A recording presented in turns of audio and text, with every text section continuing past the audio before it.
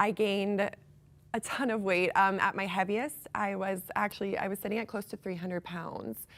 And but I was happy. Truthfully, I was very happy. And so then I never really thought too much about it. But then all of a sudden, the voices of people around me just really started to become suffocating. And then so I said, what were they saying? Just stuff like, oh, you were thinner when you were pregnant. You know, if you would just eat like this, if you would just do this and exercise, like you would be beautiful.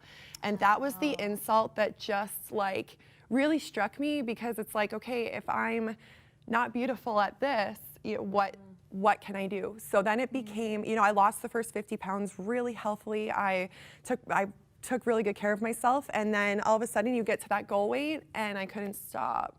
I just kept going, and then, you know, it became, oh no, she's sick. There was never anything in between. It was just always this, it was almost constantly just shoved in my face. Yeah. And so it became denial. Like, I'm not actually that bad. I'm not actually doing this. I'm not actually blah, blah, blah, blah, blah. All while trying to mom. And I think the hardest thing I've ever had to do was keep myself together for my son. Right. And I felt so guilty all the time, like, why am I getting worse when I should be getting better? Because I've got this beautiful little boy who I love more than anything in the entire world, and here I am suffering, and it was just getting worse and worse and worse. And unfortunately, I was put on some medication in hopes to help me. I saw the wrong doctor, and just things went. Wow.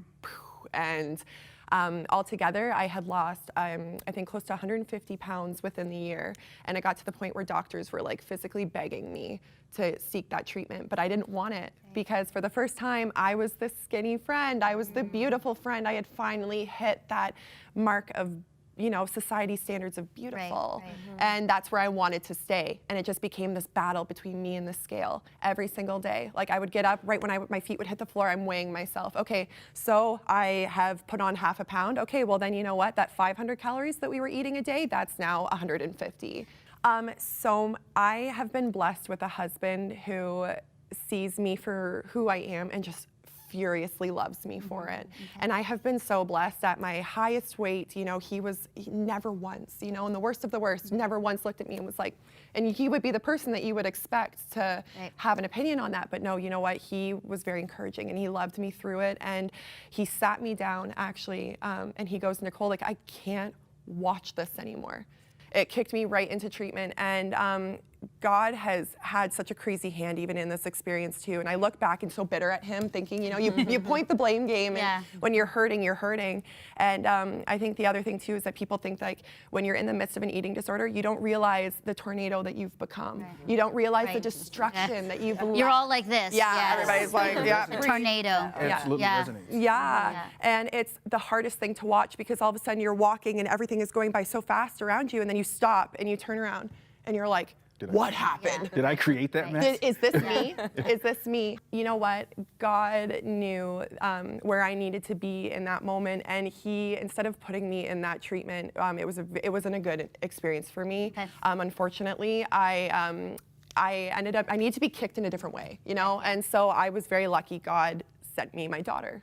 And you know, it was in my head the wrong time, because I'm thinking, how am I going to go from this to this?